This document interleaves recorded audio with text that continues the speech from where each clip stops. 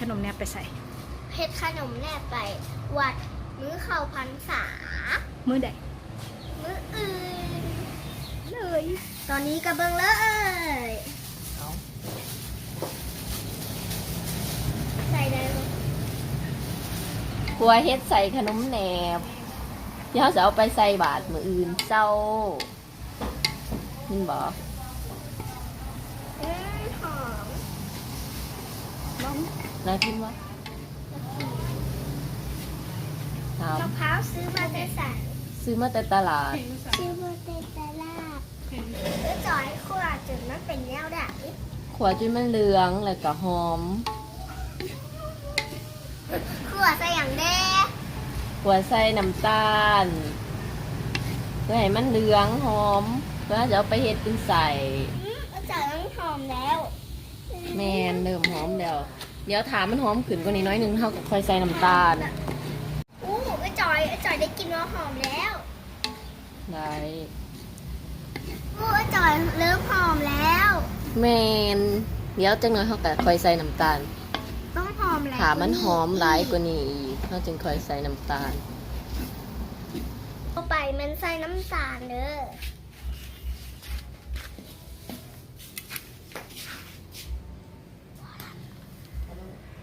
ใส่รสใส่เครื่องหนึ่งลูก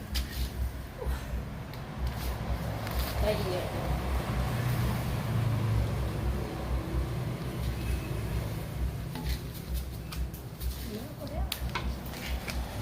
เกลือเครื่องบวงเพื่อความเข้มข้น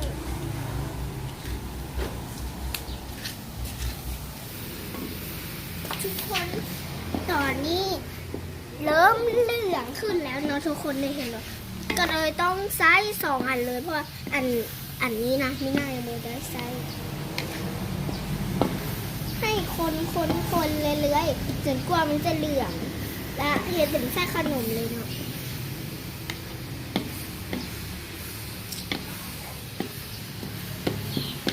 เริ่มหอมถ้าทุกคนอยากรู้กินก็ไปลองเห็ดเอโนเริ่มกล้ามไงแหละอันนี้โบแมนจ่อยเด้ออันนี้เอโนให้น้องคนซอยบอ จ้าสวยสวย อันนี้ ไว้ไว้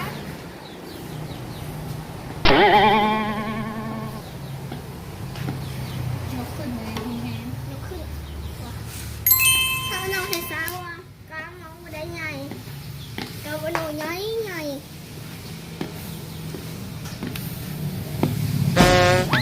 ว้าย ค่อยเห็ดก็ได้ เริ่มเหลืองแล้วทุกคน เห็นบอทุกคนเริ่มเหลืองแล้วนี่ ต้องให้มันเหลืองกว่านี้อีกเป็นบอเริ่มเหลืองขึ้นมาได้หอมขึ้นมาหลายแล้วเด้อทุกคนเราจะมาให้ชิม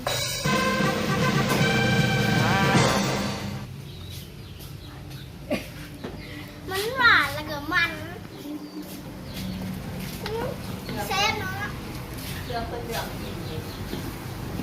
กินไปหรอเอาไปก่อน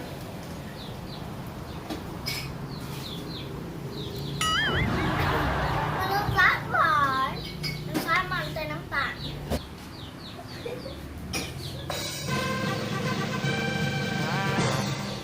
มันหวานแล้วก็มันแล้วก็หวา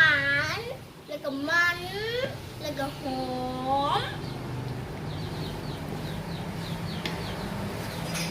ต่อไปมินาจะคั่วหมักงาเด้อคนใส่เบิดเลย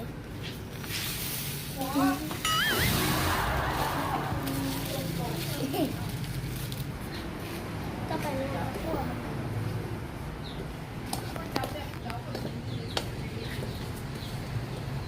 คือคั่วหมักงาบ่ต้องใส่อันนั้น จำให้ บ่ต้องใส่น้ำมัน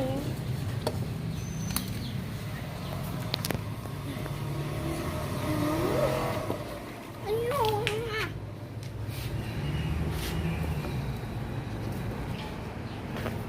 จะทอดเหมือนน้ำไปด้วย โอ้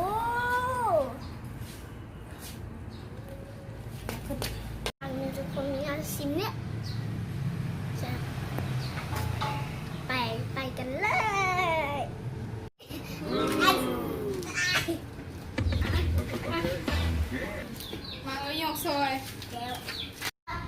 ธิบายเครื่องผสมที่จะให้แป้งเด้อมีแป้งข้าวเจ้า แป้งข้าวเหนียว แล้วก็ใบเตยที่มีอยู่บ้างเอาไปบ้นเอาไปปั้นนะให้เป็นน้ำแบบนี้ แล้วก็มี3ที่งาที่เขาคั่วมาเนาะล้างล้างสะอาดแล้วเนาะและต่อไปแม่นงาที่เขาคั่วมาเดี๋ยวนี้เราจะทอดแป้งข้าวเจ้ากับแป้งข้าวเหนียวเนาะ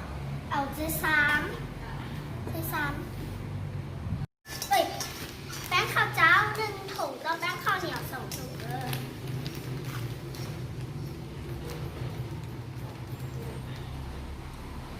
เขาผสมกันเลย ทำพวงขึ้นมีนี่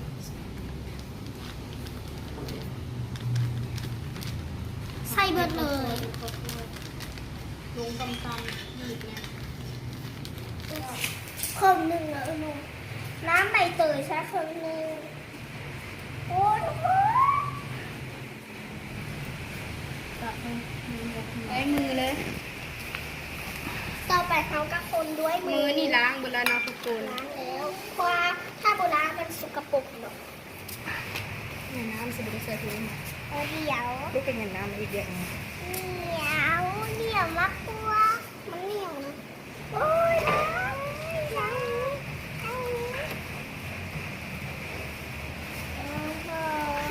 ฟัน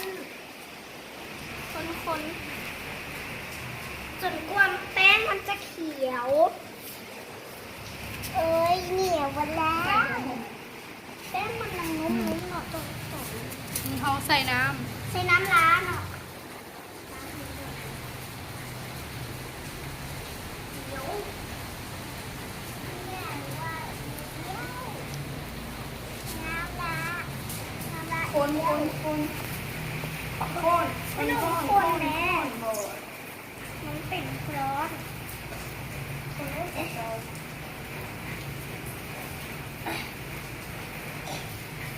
ใส่น้ำเพิ่มบอกทุกคน เสร็จแล้ว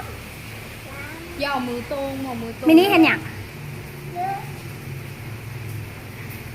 เห็นอย่าง เป็นหยัง คนแป้งคนแป้ง มินี่อย่าเอามือจุ่ม น้ำเหนียว คน เดี๋ยวเหนียว ล้างคนนะ นี่เปิดสลามเลยวงเวียนสลามมันต้องยืดอันนี้มันไม่ได้ยืดว้าวโอ้โอ้มันติดทั้งลมเอาไปเลยโอ้ลาดเขียวเกินลาดเขียวเกินนะ น้ำเกี่ยวมาจากธรรมชาติทุกคนมาจากสวนหลังบ้านเอง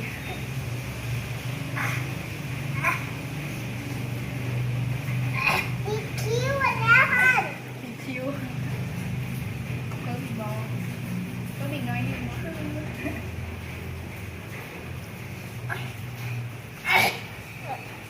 บทนี้มันยังหมดเนี่ย มิกซ์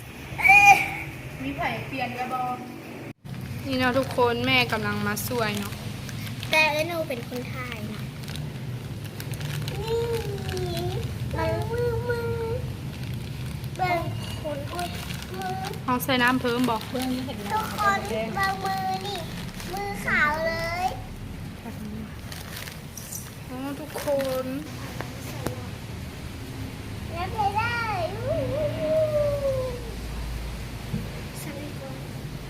แบ๊เข้าสีดาว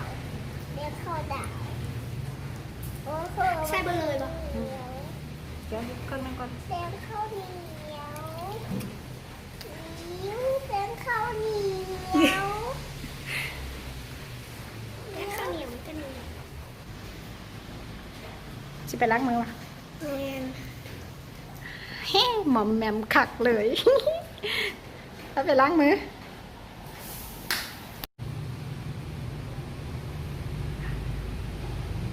มินยา